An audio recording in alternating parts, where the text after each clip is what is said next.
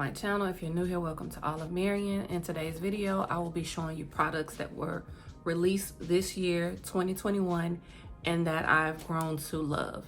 So you can check these products out if you like. But before I get started, please make sure that you're subscribed to my channel. Please give this video a big thumbs up. And without further ado, let's get started. So excuse me as I sip on my tea. I'm still a little sick. So first we're gonna start out with brows and eyes. Of course, this year the Huda Beauty Bomb Brow Pencil was released, and this is actually my second one. This is a brand new one. The pencil is very thin, so you have to be very careful on when you're doing your brows because it'll break easily. This is in the shade Black Brown, and this is what it looks like. It's not really much that I can say about it. I like the way that it looks natural, like the strokes that you make basically make your brows look more natural. So I think this is $19, but I will put the price somewhere down below or link it in the description box. Moving on to eyeshadow palettes, I have two. Now, one of them is more on the high-end side, and that is the Pat McGrath Mothership Mega Celestial Odyssey.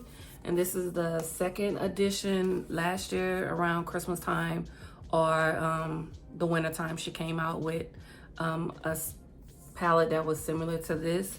And when I tell you that the shades are amazing as far as like the shimmers, I have it on my eyes now. This palette is more affordable than the rest of her palettes. They typically run $125. This one was $78. The hardware or the component that the shades came in, and this one is much more thicker than the one from last year, and it just speaks luxury and glam. On the back it has the name of the shades. So I think this is still available for purchase from Sephora or from Pat McGrath's direct website. Now the second one is from Morphe. This is on the more affordable side, and this is the collab that they did with Coca-Cola, the 1971 Unity collection. And I also have this as my transition shade on my eyes. And this these shades are beautiful as well. So you can kind of see that I really like neutrals and warms. I haven't dipped into some of these shades, but I have dipped into this one. Of course, you can tell I dipped into this one and these because I kind of like the more warmer shades. But this palette here is cute, and it's one that I reach for a lot, especially for just quick everyday makeup looks. So for your base, I don't even think a new foundation was released this year. It was more of like skin tints, tinted moisturizers, more on the natural feel than foundations. So the one I'm gonna show you is from Fenty, and this is the Easy Drop Blurring Skin Tint.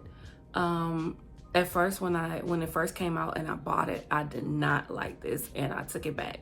I think I had the wrong shade, and I think that my skin prep before putting this on is what turned me off.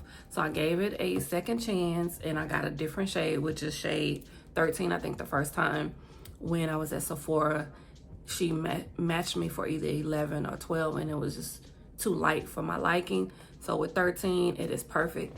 Now I do wear this alone, or sometimes when I just want to have a little bit more coverage. I pair it with the Dior Backstage Face and Body Foundation. So these two together, I mean, bomb.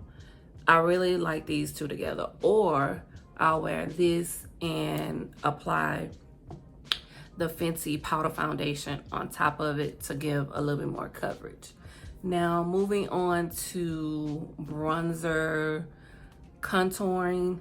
I really haven't been into buying contour products, but this is the Juvia's Place Bronzed Bronzy and Tan. This is a bronzer palette, and while I'm at it, I might as well talk about their blush, and this is in volume 2, blush rouge, and these are more on the affordable side. This is also black owned. Pat McGrath is a black owned company as well. So I have the bronzer on and the blush, and this is what the shades look like for my skin tone. And then I do want to go back and get the other blush that's a little bit darker than this one, but I really like these two. So this is the blush, and I will try to list the price for everything down below if I can remember, because I don't want to give you the wrong price, and then when you go and check it out, you're like what Marian said, boom, boom, boom. So the last thing that I do want to show you guys is, it's called a Luminous press powder, and it's from Huda Beauty. Well, it's Glowish by Huda Beauty. This here, it says it's a pressed powder, but it's so luminous and glowy that when I first bought it, I bought a different shade, and it just had my face too shiny, too glowy. So I use this as a base for highlighter. So as you can see right here, I use this as a base for the highlighter, and then I go ahead and apply whatever highlighter I want on top, and it just intensifies it, and it doesn't make it look patchy. So if you want to try this out, but you don't want to put this all over your face as a pressed powder, then I recommend using this as a base for a highlighter, or you can wear it by itself during a day as a highlighter, because it is very, very luminous and it's very sheer. I don't think so. You can see it on my hand. It's just too luminous, in my opinion, or glowy to just wear all over your face. So yeah, those were all of the items that I wanted to show you guys. These items were released this year, and they're bomb. I do appreciate you taking the time to watch this video. Do not forget to like, comment, and subscribe. And thank you for watching.